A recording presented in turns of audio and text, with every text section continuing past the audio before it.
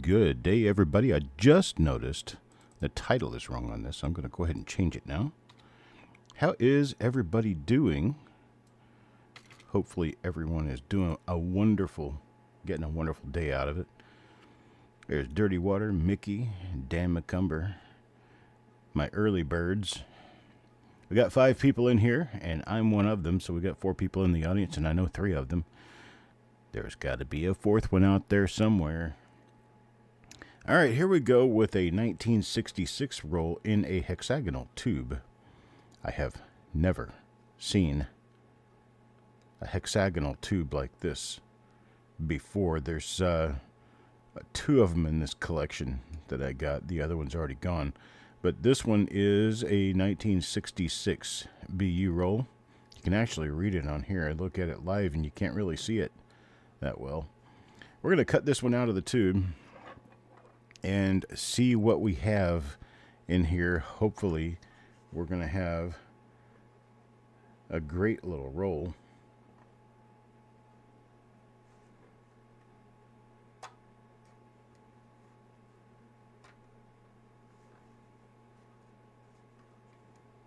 Hopefully this will do it. That's all I need to do is cut the tape. Yep, that's all it needed. So this is a pin type tube. It's very interesting. It's got a slot in the cap, and then it's got a little pin on the side of the plastic that actually holds the cap down, holds all the coins in. I hope this is 50 coins. I have no idea. There's 5, 10, 15, 20, 25, 30, 35, 40, 45, and 50. We do have 50 coins. They look pretty nice. They seem to be all red. So let's get started. Coin number 1 goes to Trip. Let's see what we've got here. Now, of course, what we're looking for specifically, really nice double die obverse and a really nice double die reverse. There are no mint marks, so there's no chance of a repunch mint mark. 1966 was in the middle of the 3-year period where the mint director had outlawed the use of mint marks on coins to kind of try to thwart the hoarding issue. And people were buying up so many bags and rolls of coins, the mint couldn't keep up. You see Lincoln's beard in that clash right there in the back of his neck. Big clash time, but we don't have anything on this one. That was for Trip Wit. All right, now we're probably going to end up making it through this rather quickly, but we are going to do the obverse and reverse. There's not much known for 1966, but what is known is really nice. That's kind of where we're hoping to go today. That's a very, very nice detail 1966 die right there. They usually are nearly merging with the rim up there on those letters, and we're kind of lucky that didn't happen on this one. But so we've got nothing on the obverse. Let's check the reverse on this, see if we have anything. And nothing of note on the reverse. So that's coin 2 for Ent.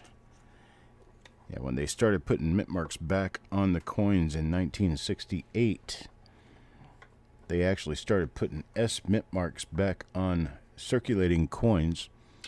That was supposed to have ended in 1955, so a whole bunch of people saved a whole bunch of rolls of 1955 Lincoln cents, thinking that they were going to be the last S mint Lincoln cents. Not only in 1968 did they replace the mint marks and start putting the S mint mark on circulating coins, but they also used the S mint mark for the first time on proof coins, because San Francisco was minting proof sets. And so it kind of blew the whole idea that the S mint mark was a thing of the past, totally out of the water. They minted the circulating coins, the circulating Lincoln cents, in San Francisco through 1974. And the proof coins they mint in San Francisco still today. So all of your proof cents from 1968 through 2024 have the San Francisco mint mark. I'm pretty sure the 25s will as well, but I can't report that because I've never seen one. Okay, I'm going to start keeping track of markers on these and not flipping them over when we see something in repeat. So this has two pretty heavy die scratches on either side of the first 6 of the date, running southwest. So we're going to watch for that marker specifically. When we see that marker again, we know we've got the exact same obverse die. Well, that's kind of interesting. Big old blotch of damage there on the die. And if we know we've got the same obverse die that we've already seen before, we're going to know that the reverse pair is also the same. It's quite rare to find in one roll where they changed from one die to another just on the reverse. It happens, but it's not likely. Alex Parbe. And a different die with a heavy die scratch inside the 9 and 1. There's a comma between the 9 and the 6, it looks like. Of course, you make up these marker sayings in your head so that you can remember one from the next. Because in an original roll, you'll typically go through 7 to 10 different die pairs. I've seen more, and I've seen less. But 7 to 10 is the general norm. And see, now we know that when we see that little comma die scratch in the date, we've got a normal reverse too. Kind of saves a little bit of time after a while. Going through the same die pairs over and over again, you eventually learn. And see, there's our one with the larger die scratch. This one and this one down here on either side of the first 6 of the date. And that tells me that we've seen the reverse die paired with this before. There's the damage down at the bottom. So I look at the reverse as an overall, the big picture, but I don't see anything here. So we're going to move on. Coin number 7 is Crispy. Mr. Crispy. These are nice coins too. Okay, this is one I haven't seen yet, or I haven't marked yet. We've got that big little lump on the front of the chin right there. So we can use that and the fact that we've got die scratches through the 1 and 9, and they reach the 6, but they don't extend beyond the 6 going toward the right, or the southeast, I'm sorry. So that's where we need to practice these things. Compass directions. Still working on that. I've been working on that little bit of education for about 50 years now. Haven't quite learned it yet.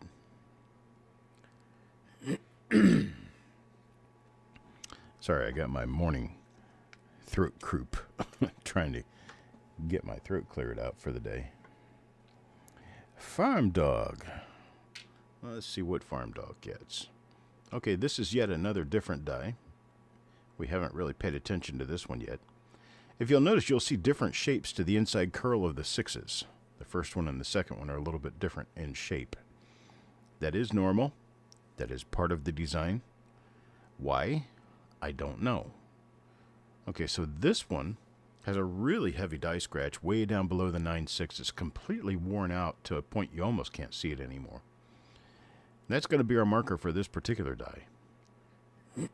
So as we go through this roll, when we see this again, that big giant die scratch down below the 9/6, you'll know that we've already seen What's on this reverse? Which is apparently nothing at all. Good information. Good information.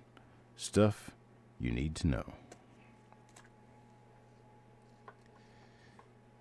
You want to get good at doing this kind of stuff? Just listen to what I'm telling you. You'll get it. It'll be yours forever. The information never goes away. Big die scratch headed north out of the 9. That's another die pair. We're on number 5 now.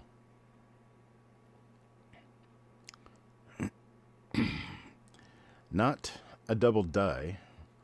So, guess what that means? We keep moving. We keep looking. We keep discovering.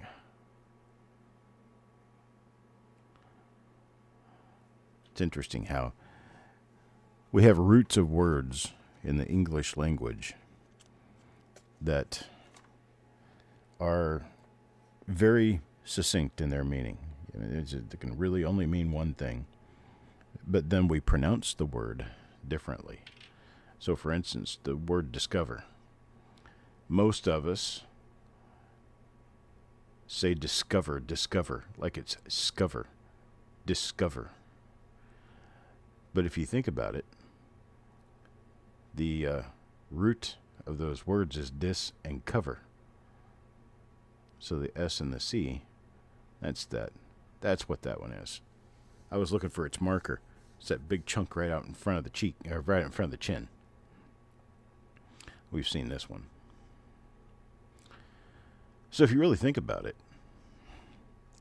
if we were to pronounce the word as it is written based on its root, the word would be said discover. Discover.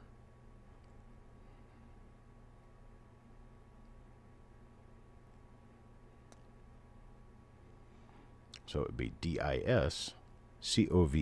But we don't say it that way. We say it as if it's all one felled swoop. Discover. Discovery.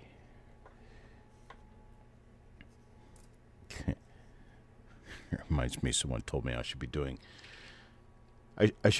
nature shows for the Discovery Channel. I don't know if we've seen this one. Not sure. I don't think we have. So we've got some heavy die scratches running straight up in between the 9 and 6 of the date. Who the hell told me that? I don't know, Eric. Some buffoon that had a lot to say and nothing to say. You know, a lot of words with nothing to say. There seems to be a lot of that on Facebook. I tell you what, man, that's a zoo. There's a lot of people there barking up trees over nothing. I had to do a video about that. Just have a bunch of my neighbors stand out in their yard barking at trees and say, the Facebook community is alive. JM, good morning, sir. We're still looking. I see this is yet another different one. I've not seen this before. We had that big die scratch right into the tail of the 9. Right into the tail of the 9. We've got nothing so far. Nothing at all. I didn't necessarily think we were going to come in here and, you know, blow through this roll and pull out, 10 examples of $1,000 double die, but you never know, right? You can't know unless you look. All right, we've seen this one. That's the one that has the comma in the date, the little die scratch that looks like a comma between the 9 and the 6. Good morning, Sergeant First Class.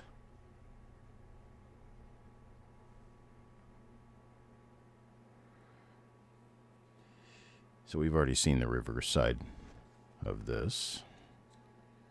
You gotta have faith, the faith, the faith. You gotta have faith, the faith, the faith.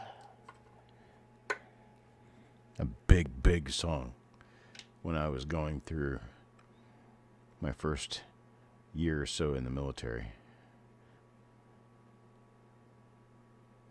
Okay, this one's got the big die scratch down below the 9-6 of the date. So we've seen this one. We've seen this die pair before.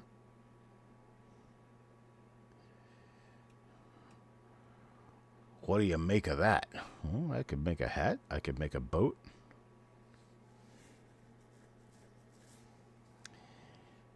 Yeah, we've got nothing going on this reverse. But I tell you what, if we do run into the double die, I'm going to be one happy camper.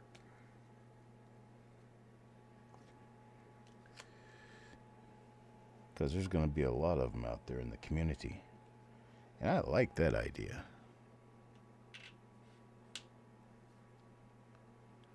Let's see. Well, that's different. It's got a double die clash and a big die scratch coming due south out of the 9. Let's see if that amounts to a hill of beans. And not on the obverse. Let's check the reverse.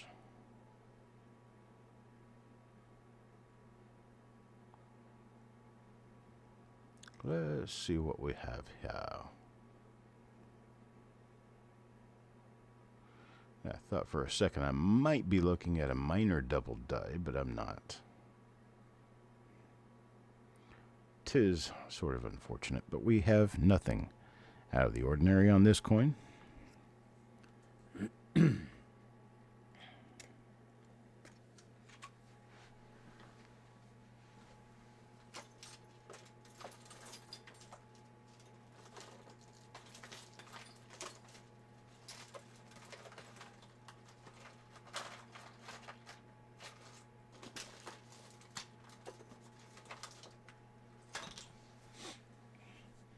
Sorry about my brief absence there.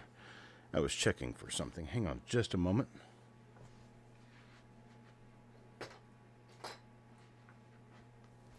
Okay, I'm going to give you guys a little treat. I just happen to have one of these in hand right now, so I'm going to show you what we're looking for.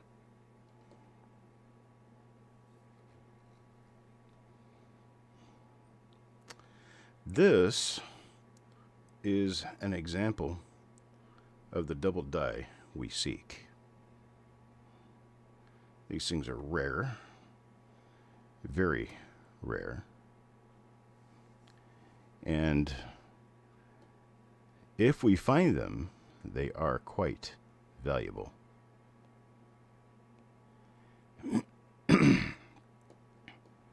But that's what we're looking for.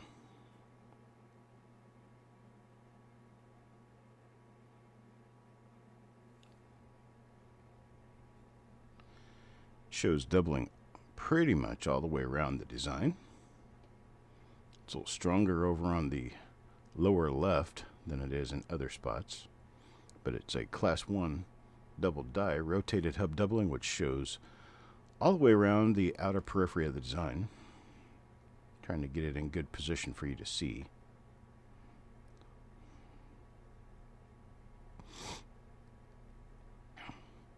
And it's a little stronger over in this area than anywhere else on the reverse. This one's in a PCGS holder, so it's a little bit difficult to show off. But that's what we are looking for. So to look at the obverse, this is an earlier die state than the coins we have, but there is your scratch pattern in and around the date for that particular double die reverse.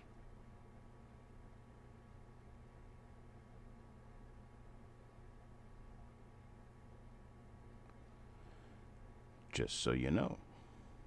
Okay, back to the hunt. The grade on this one is a PCGS MS64 red. All right, coin number 16 goes to Alex. And let's get things back in focus. The dice date on these coins is quite a bit later in general than this double die that I have here. That is likely because the double die probably did not make it into later dice date. And all of the examples I've ever seen and all the examples known to my knowledge are all earlier dice date examples, which means the die probably didn't last. Something happened and it was pulled off the machine. So that would mean there were far fewer of the minted than most of the other dies. Mr. McCumber. Well, yes, I know, deep subject. This one has the big chip on the front of the big scratch on the front of the chin. We've seen this die before.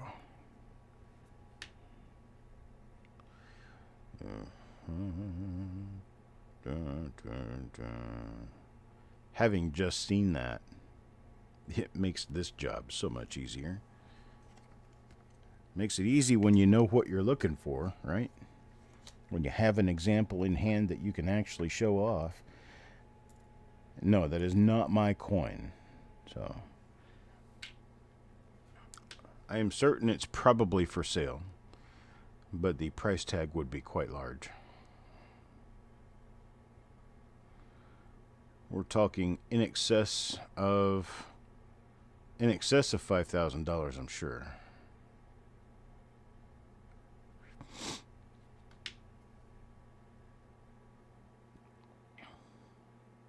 But I'm just talking out the side of my face. I have no idea actually whether it's even for sale.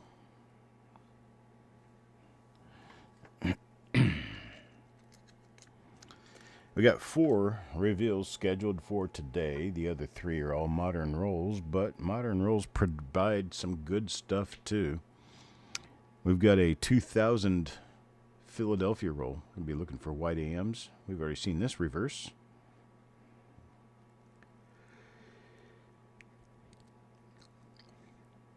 And then we have a 2013 roll, just because we can. And then we have a 2023 roll that has been reported to possibly have double dice inside of it. So we're going to see. We've seen this reverse as well.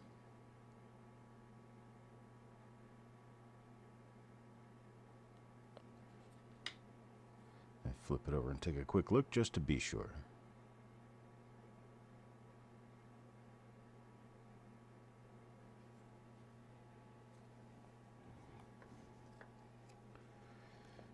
Oh, Jim, you just missed it.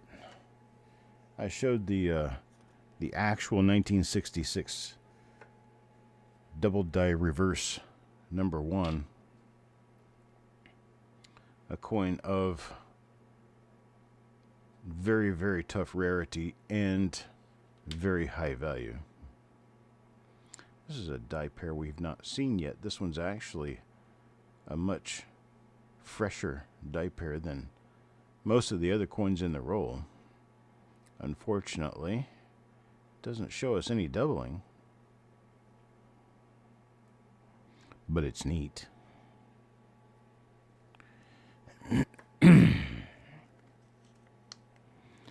Good morning to you. It is early enough that I'm going to have to stop once in a while for a slight coffee break. Wow. That's nice and early right there.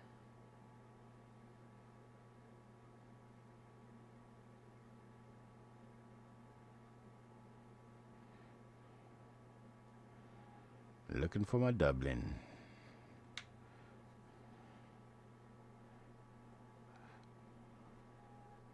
A little weak on the reverse.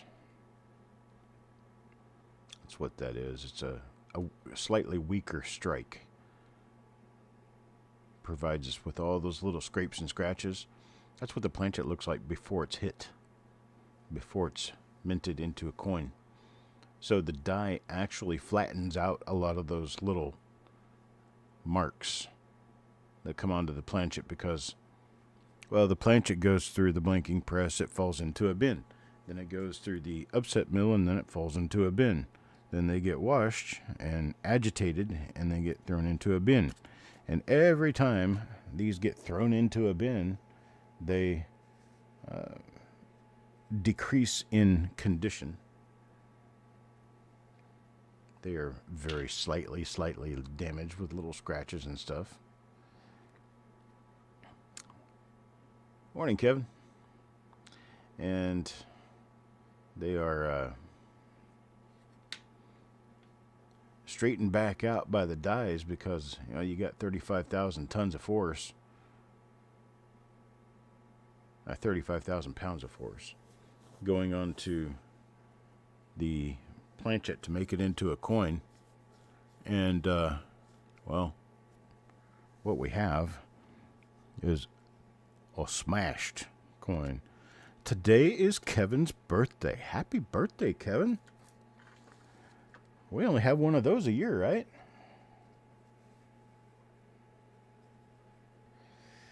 You're at the vascular clinic for your dad's procedures. I will do that. I will do that, IT. I'll check my email. Oh, this is a duplicate of another coins and die pair that we have seen.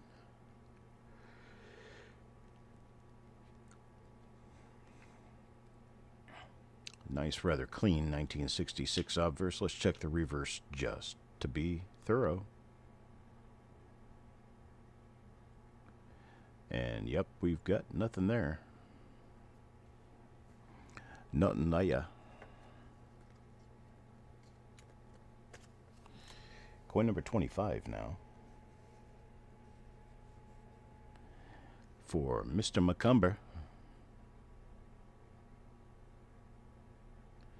And we've seen this reverse as well.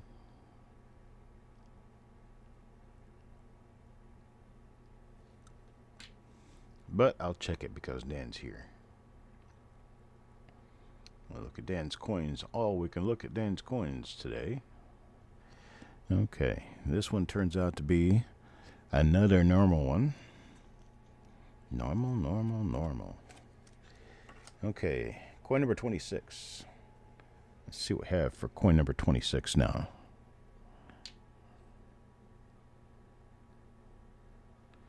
Well, it's pretty.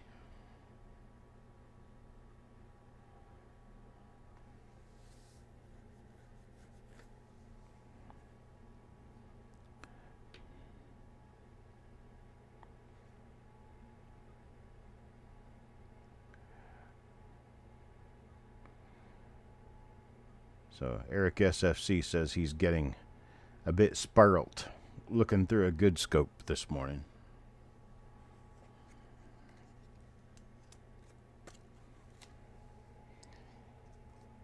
Well, we all take our shakes, right? Move this back over so you can see the name. And look at Otis's coin. Wow. This is like super clean. Super fresh. With a Larry. Little fingerprint right out there.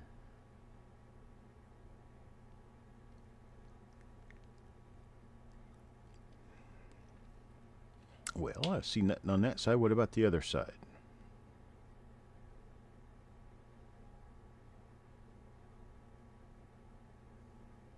Nope.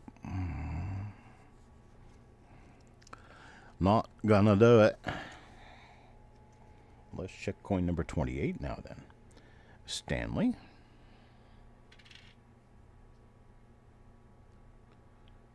We get back into the slightly later dice date things here.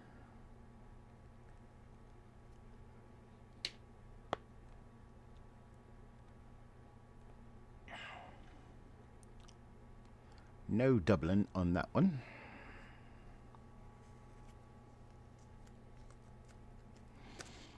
Hope everybody's got a great Monday planned. I've been thinking about my Monday. I think today is the day. We've seen this one before too. Today is the day I'm going to start working really hard. Really hard on trying to get my website restructured so that navigation becomes much easier.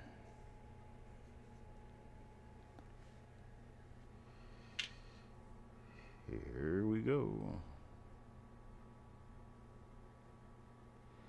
I definitely do wish you all the best, Bethlehem. Absolutely.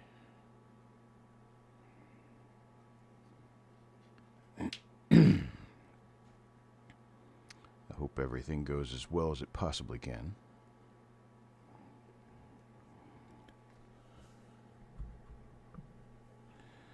Let's see here. Okay, so that one's for Sissy. Wow. Okay.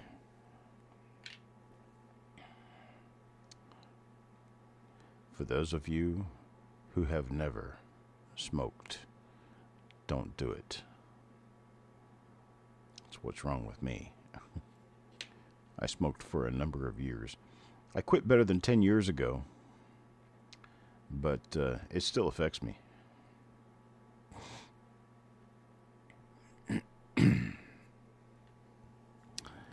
And now I'm almost to the point where smoking is repulsive.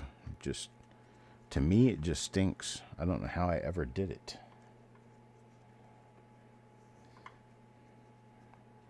But that is what makes things so that I have to clear my throat so much in the mornings when I get up.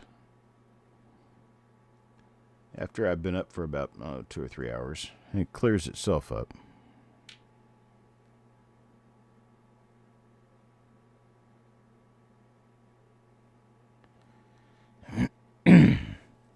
Five years old. Wow. I think mine was more like 10, 11.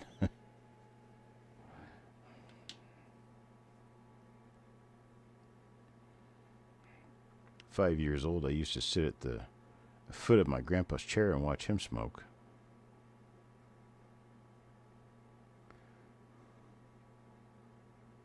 That was back before anybody had any really good idea that smoking was as dangerous as it is. But of course, back in those days, they didn't put the same chemicals in cigarettes that they do now. Now they really are dangerous.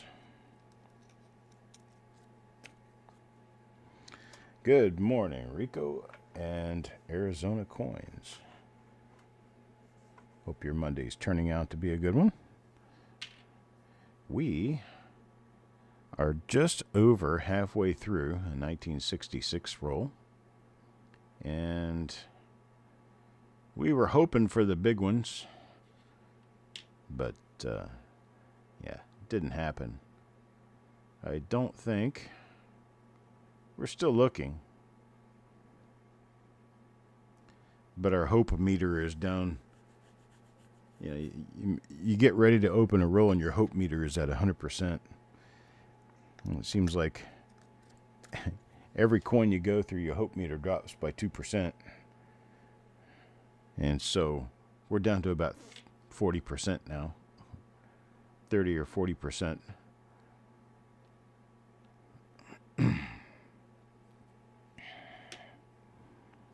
Let's see.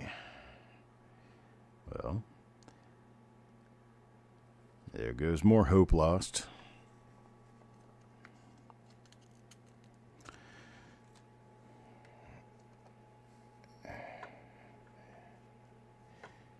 Going to find more 1966 Lincoln cents as we go through this roll.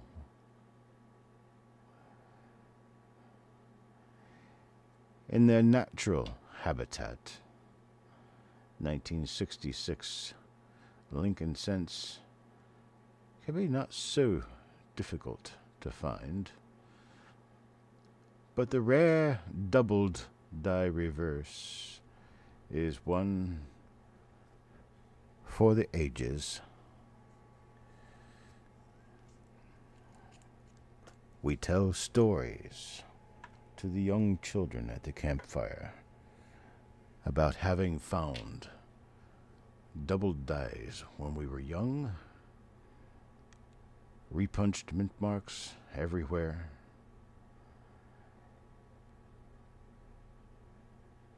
And the young children with their eyes glistening in the reflection of the flame wish they could have been born in a different time.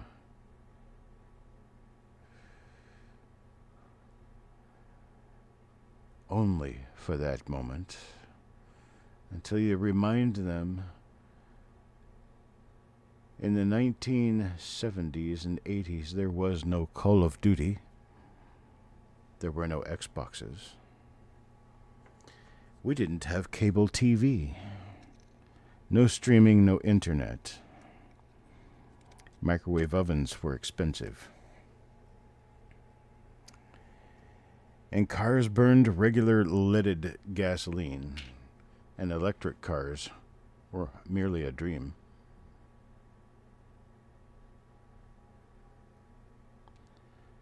Actually, that's not true. One of the first cars ever invented was electric. And somebody told him, that'll never work. Use gasoline and combustion. Oh, okay. So they steered away from using electricity for cars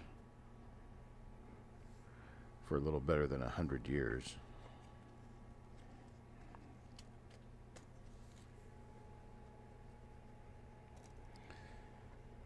Paul Adams, good morning, sir. I was sitting here, essentially talking to myself. No one commenting. To me, anyway. They're all greeting each other, which is fine. It's perfectly fine. I need no attention.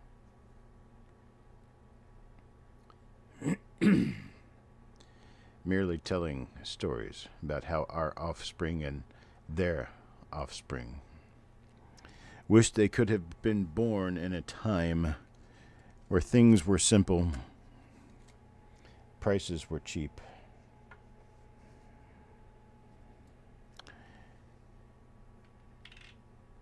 and video games did not exist. What? Why would I want to live then? That's exactly. We didn't know any better.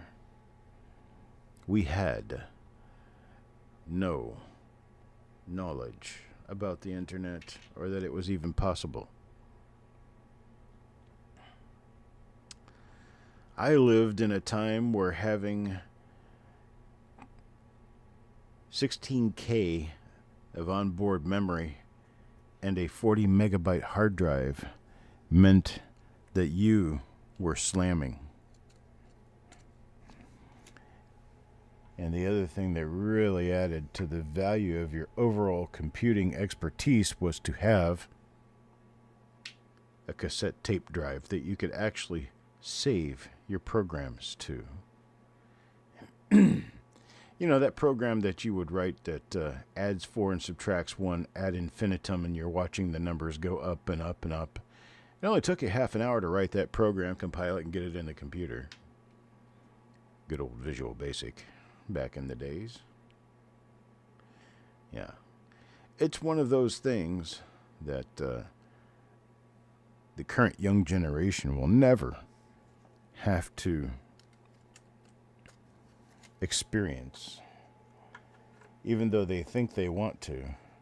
It's almost like us wishing that we had been born in the 1800s. You know, when there was no treatment or cure for tuberculosis, malaria, dengue fever, the mumps, measles, the flu. And people died right and left of all of these simple diseases that have since either been completely eradicated or have been eradicated and returned because of stupidity.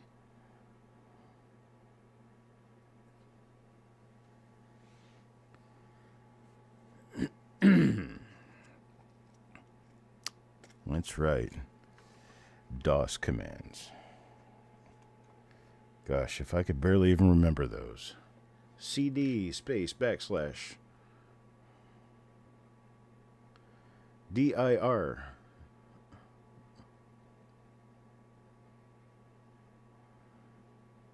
That shows a guy's age.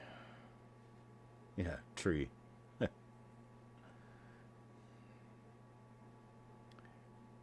Tree space C backslash.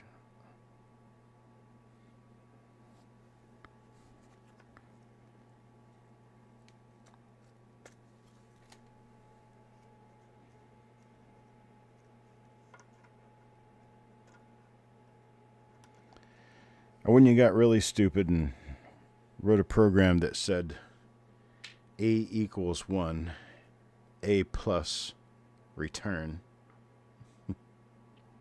3 lines of code can send a computer into a tailspin. Those were the days. That's right.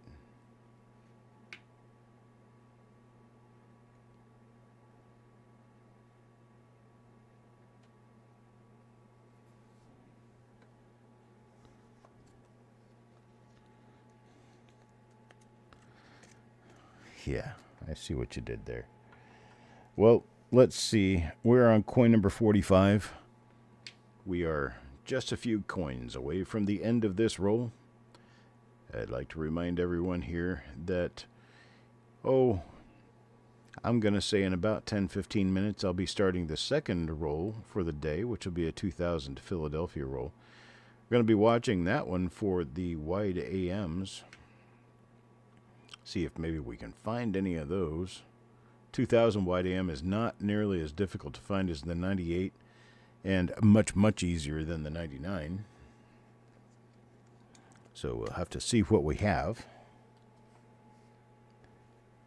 And after that, we'll have a 2013 roll. 2013. And then the last roll for the day will be a 2023 roll sent to me by Paul Sasso, who said there's some chance we could find die varieties, double dies, in that roll. Well, I'm waiting with bated breath to see what's inside of it.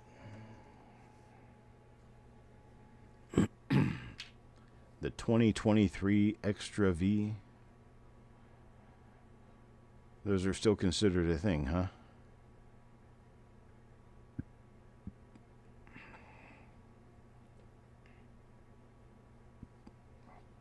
I was thinking that pie crust would fall completely apart by now. You know there's no way that's a V, right?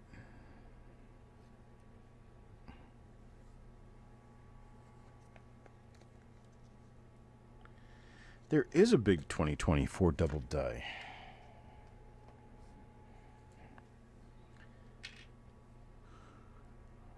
There is one.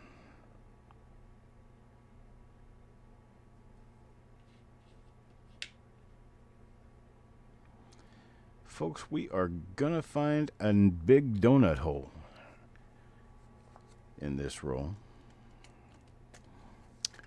My hope meter is down to about 2%.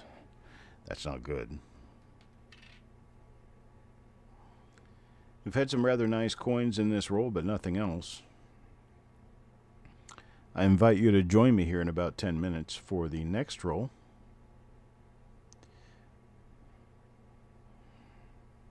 I gotta look at that again. That is.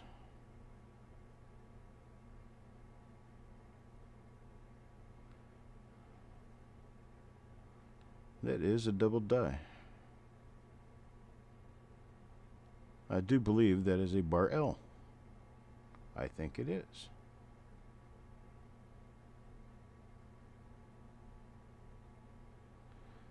Well, that's going to have cause for pause, right? I think it could be. There's some chance. We'll have to take a look at the other coins from that die pair through this roll and see if I missed that in every other instance. Here's one for IT, and the last coin in this roll is not the same die pair. So we will have to study this one after completion of the roll.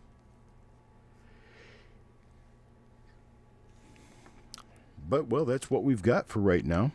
I appreciate everybody being here, and come back in about 10 minutes for reveal number 744. I'll see you then.